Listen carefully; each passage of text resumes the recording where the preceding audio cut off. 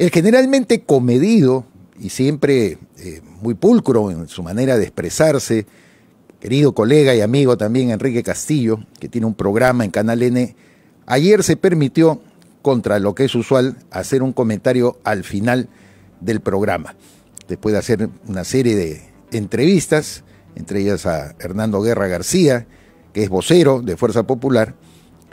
Tomó en cuenta la entrevista que el día de ayer apareció publicada en el diario Correo de Lima, dirigido por nuestro colega y amigo Iván Slokovich, al presidente de la República, Francisco Sagasti. ¿Por qué se refirió a eso? ¿Y por qué aludo al siempre comedido Quique Castillo? Porque él dijo: me he sorprendido, me he quedado impactado, me he quedado de verdad prácticamente anodado con una declaración en esta entrevista que hace el presidente Sagasti, en la que dice, cuando le preguntan acerca de admitir algunos, le interrogan acerca de admitir algunos errores en el manejo de la pandemia, él señala textualmente: cuando ya pensábamos que íbamos a estar en un proceso de mantenernos a un nivel bajo, a todos nos sorprendió, y a nosotros también en el Perú, la segunda ola del COVID-19. Y yo creo, dice, que todo el mundo, y no solamente nosotros, cometimos errores al no anticipar la severidad de esta segunda ola. Y el comentario de Quique Castillo fue: señor presidente, a esas alturas todos teníamos ya conocimiento y teníamos alcances acerca del impacto de la segunda ola. No solamente ya se había desatado en algunos países de Europa, sino también se sabía que la movilización por las fiestas de fin de año, sea Navidad o Año Nuevo, podría ocasionar riesgos mayores.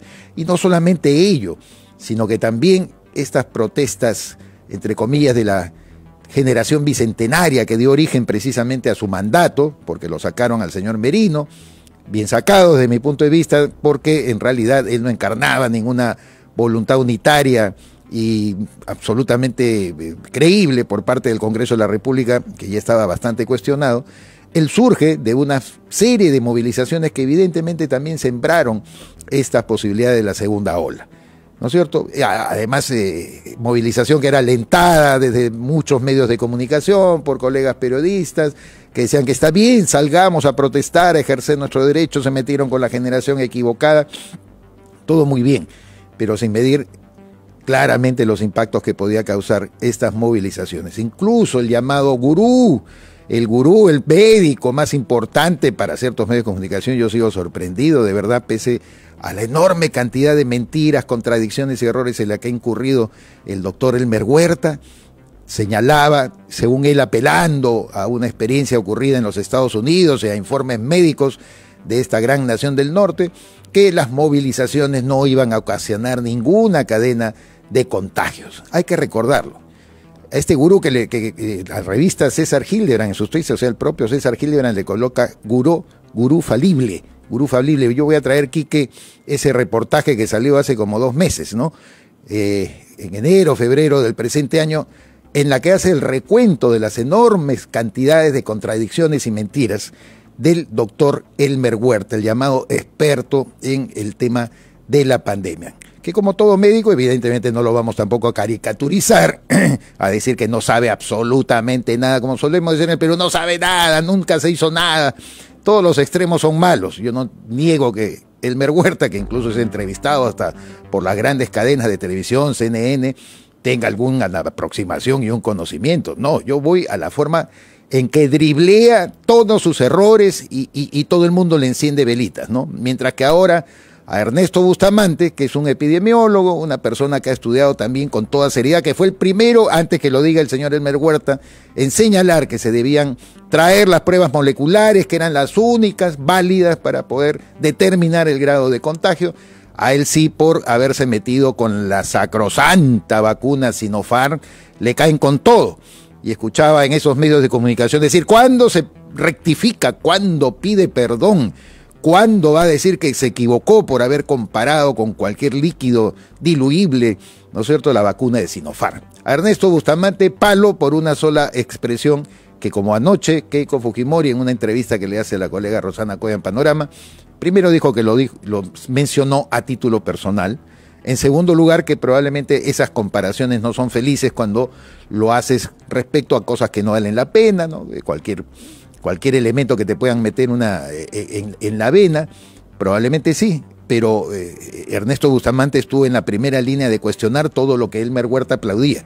Y sin embargo, Elmer Huerta tiene una absolutamente grande página en el diario decano de la prensa nacional, El Comercio, y por supuesto Voz en otra emisora. La verdad, siempre la pita se corta por el lado más delgado. Y a mí me parece injusto que Ernesto Bustamante reciba estos palos cuando durante el gobierno del famoso lagarto, el señor Martín Vizcarra Cornejo hizo observaciones de calidad, mientras, como una foca, el doctor Elmer Huerta aplaudía cada una de esas medidas. ¡Qué grande eres, Martín Vizcarra! Eres el papá, como le decían muchas de sus seguidoras y seguidores en las redes sociales, que ahora por supuesto se hacen los locos, ¿no? Es como un padre que nos guía hacia la tierra prometida. Tantas tonterías hemos escuchado, y ahora, volviendo al tema de lo comentado por Quique Castillo, el día de anoche a mí me impactó.